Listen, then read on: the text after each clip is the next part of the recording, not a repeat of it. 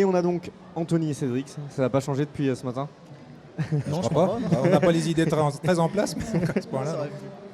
C'est intéressant finalement. Au début, j'avais dit que je voulais vous recevoir en début de salon. Puis finalement, je me suis dit, c'est intéressant de vous recevoir en fin de salon. Parce que vous êtes fatigué, donc là vous allez vous lâcher. C'est ça, l'inverse. Il n'y a plus de filtre. Il n'y a plus de filtre, on va ça. Non mais c'est intéressant parce que du coup vous allez pouvoir un peu comme ça, à chaud. C'est combien de mois de préparation? C'est 1 an peut-être, plus? Oui, parce que finalement maintenant on officie tous les 2 ans, ouais. Mais on commence à s'y mettre 1 an avant, parce que 2 ans avant c'est beaucoup trop tôt. Ouais. Les gens qu'on invite ils ne peuvent pas se projeter si loin. Donc ça nous permet de souffler nous aussi, c'est à autre chose. Et je pense que oui, 1 an avant on commence à y réfléchir. Ouais. Donc l'aboutissement d'un bébé de 1 an, il est un peu en retard, mais...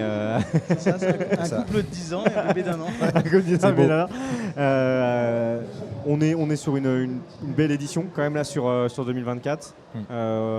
Alors les chiffres, on les aura que voilà, quand ils seront consolidés, comme on dit. Voilà. Ouais. Mais globalement, on a vu quand même beaucoup de monde dans les allées. On a vu des exposants qui étaient contents, des visiteurs qui étaient contents. Déjà, ça donne le sourire quand même. Oui, c'est important en tant qu'organisateur. Voilà. D'avoir du monde, c'est toujours une satisfaction. T'approches ton micro. Oui. Le sourire des gens, c'est encore plus. Et quand les exposants le sont aussi, voilà, nous, c'est un petit peu notre leitmotiv. Après, voilà, qui est 100, 1000, 2000. Bon, on sait qu'il y a 3200 et que c'est une belle édition. Voilà, c'est une satisfaction, c'est sûr. Donc on rappelle donc le salon du jeu vidéo du Pays Fléchois, c'est une co-organisation du coup entre le Pays Fléchois que tu représentes, c'est ça. Et du coup toi Anthony, tu représentes le blog Insertcoin. Ouais. Qui est spécialisé, qui petit à petit est devenu aussi spécialisé de l'organisation de ce salon parce que 10e édition, c'est là depuis le début. Oui. D'ailleurs c'était à l'initiative de qui? C'est une initiative partagée? C'était un peu les deux. Ouais, c'est vrai que moi j'ai créé mon blog en 2006. Je voulais partager ma passion du jeu vidéo par le biais de mon blog et j'avais envie finalement pourquoi pas d'organiser un salon pour partager la passion en vrai avec les gens. Ouais. Et je ne pouvais pas le faire à mon échelle et je sais que Cédric, lui, avec l'espace multimédia, il faisait déjà de la fête d'internet, donc il faisait déjà des choses autour de ce média-là un petit peu. Et on s'est dit pourquoi pas combiner nos compétences pour faire quelque chose et finalement ça s'est fait en 2014 assez naturellement. Ouais. Donc là, entre 2014 et aujourd'hui, ça n'a plus rien à voir, j'imagine. C'est clair, ouais. On est sur une autre dimension, mais ça se veut quand même à taille humaine. Ça se veut représentatif du territoire, avec des acteurs locaux. Ça, c'est important. Et ça se veut intergénérationnel aussi. On a pu voir vraiment des familles venir, du bambin aux grands-parents. Ça, c'est les valeurs qui sont partagées sur l'événement, quoi. Ouais, c'était clair au départ. Après, on voulait vraiment un salon intergénérationnel et familial.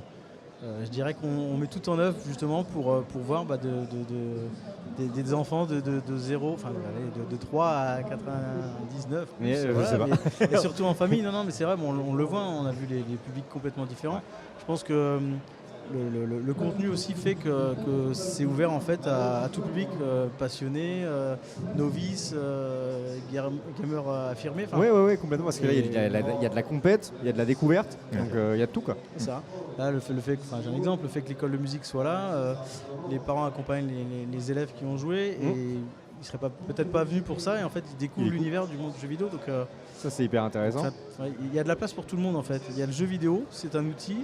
Voilà, et puis les services autour viennent se greffer.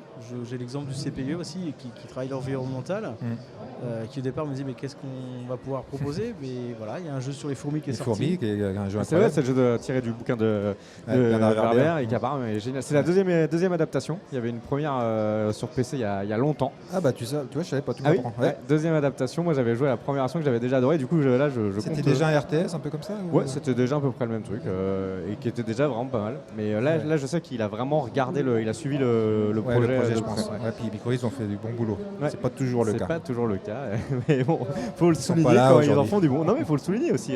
On a mis des jeux Microïs aussi. Les Schtroumpfs. Oui. Bon. Bref. Mais d'ailleurs, il n'y a pas que du jeu vidéo. Vous avez aussi ouvert un petit peu la porte à du jeu de société, de l'escape game, d'autres choses. Enfin, finalement, le côté ludique au sens large qui est aussi intéressant. Après, on ne veut pas non plus trop s'étaler, mais on reste axé très jeux vidéo. Mais c'est vrai que les jeux de société, il y a un lien étroit entre les deux. Et, de plus en plus. Il y a des jeux de société en jeux vidéo, il y a des jeux vidéo qui deviennent des jeux de société. Et puis le but c'est de s'amuser aujourd'hui. Finalement, on se rend compte qu'il y a beaucoup de monde dans ces zones-là. Aussi, ouais. Avec des escape games, des jeux d'enquête, des jeux en bois tout con, mais j'ai dit un gros mot, bon, c'est pas grave. Bon, nous, on n'est Il y a pas, pas de filtre, hein, il y a on pas n'est de pas filtre. censuré. On n'est Ah, pas t'es pas censuré. censuré. Ah, ouais, c'est bon. Ah voilà, il y a un peu de tout. Ouais. C'est ça.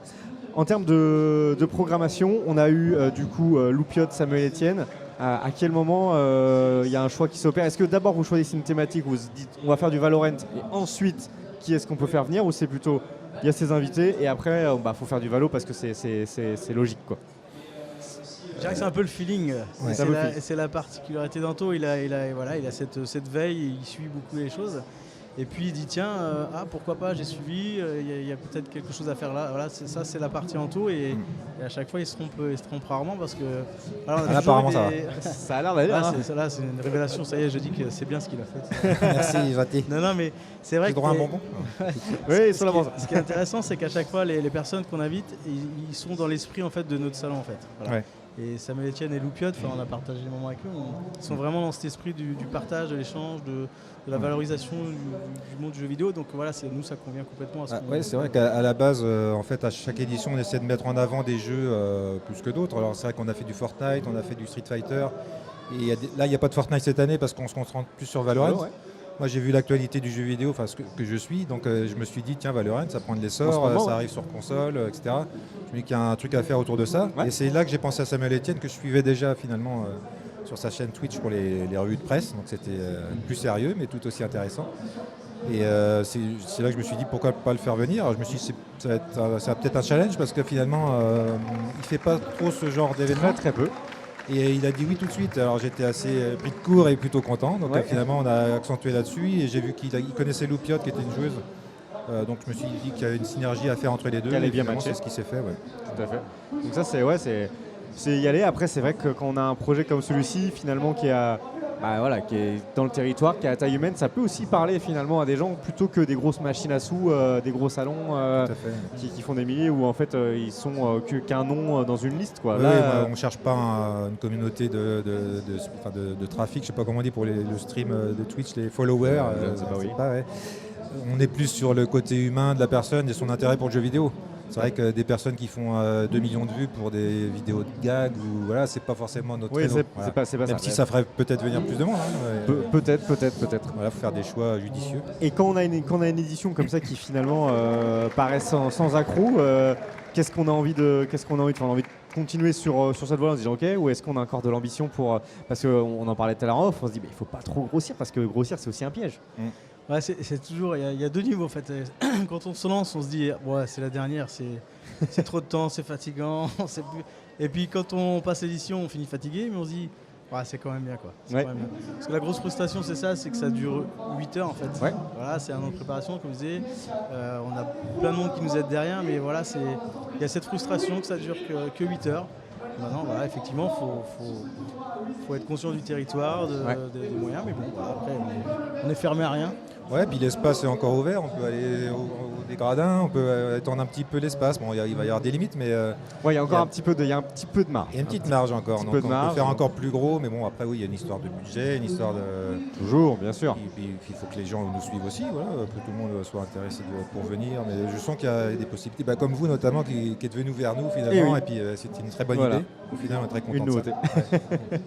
Et il y en aura d'autres. En tout cas, nous vous félicite pour cette édition. On espère que ça continuera comme ça encore longtemps. Je pense que là, ça va se terminer tranquillement avec les finales. Il y aura de l'ambiance.